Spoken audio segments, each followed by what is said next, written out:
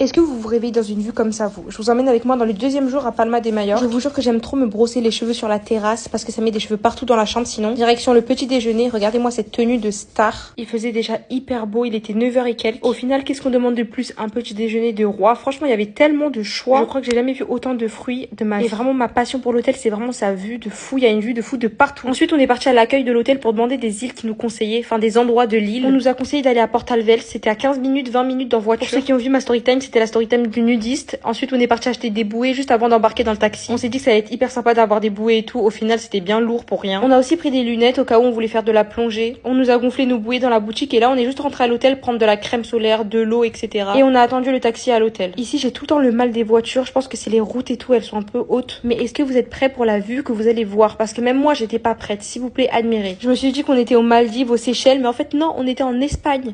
Regardez comment c'est tellement beau. Il y avait 3 plages à cet endroit, donc on a fait les 3, dont une plage nudiste parce qu'on le savait pas. Ça, c'était avant que je sache que j'allais aller dans la plage nudiste. Je suis en train de marcher pour et regardez comment leur plage est belle. Comme par hasard, c'était la plus belle des 3. Moi, je me suis pas du tout déchauffée. Je me suis dit autant aller tremper les pieds vite fait. Au final, j'ai eu à peine le temps de mettre les pieds. On m'a viré. Là, j'étais en train de marcher pour aller dans une autre plage. Cette vue-là, je m'en lasse pas. C'est tellement beau. J'ai vu une villa en haut de la plage et tout. Elle est tellement belle. Si quelqu'un a le contact du propriétaire pour moi. J'ai attendu 1h30 le taxi. Franchement, s'il y a un point négatif à Majorque, c'est les taxis. Parce qu'il n'y a pas de Uber et tout. Donc, c'est toujours des taxis locaux et c'est hyper dur de les joindre. Soulagement d'être rentré à l'hôtel parce que je pensais qu'on allait dormir dehors. J'ai juste enlevé mes bijoux et je suis partie hyper rapidement à la piscine. Après cette dure randonnée, je voulais juste me détendre. On s'est posé au bord de la piscine et on a pris un petit verre et ensuite on est parti dîner le soir. Admirer mon début de bronzage. Je suis restée 2 heures à la piscine, même pas. Ensuite, on est parti acheter de la crème parce que j'avais pris un coup de soleil. Pour terminer la journée en beauté, j'ai fait un peu de sport. Non mais en vrai, je crois que j'ai pris plus de temps à filmer la salle de sport qu'à faire du sport. Ensuite, je suis partie derrière l'hôtel regarder la vue de malade. Le soir, on est sorti vers Magaluf, j'ai juste pris une glace et je suis rentrée dormir. À demain.